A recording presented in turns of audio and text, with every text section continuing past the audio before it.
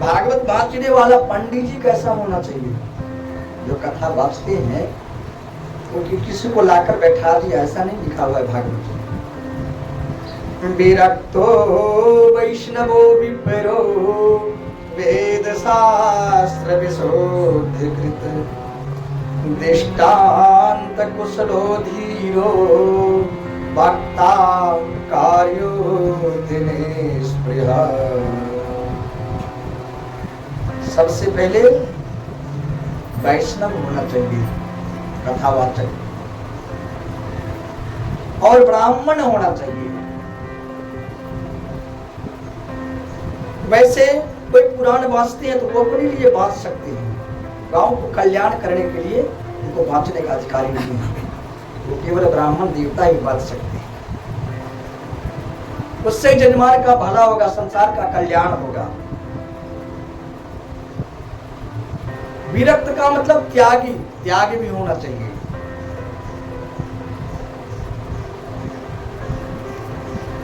और बहुत सारे गुण बताए हैं वक्ता के लिए। दृष्टांत जो कभी दे तो वेद से, शास्त्र से, पुराण से, इधर उधर की बातें दृष्टांत न दे।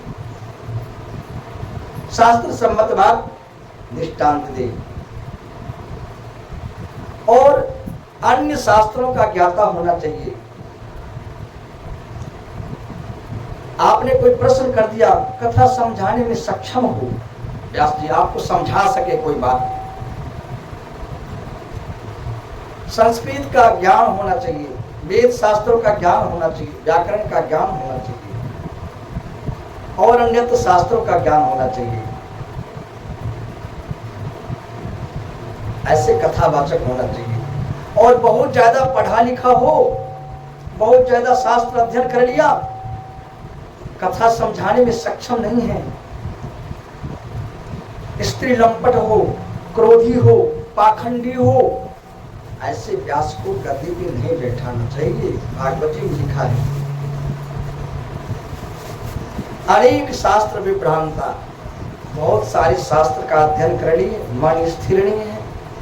क्या सही है क्या गलत है आपको अपनी बात सही समझ में नहीं आ रहा है तो गांव को दूसरे को आप क्या समझाएंगे?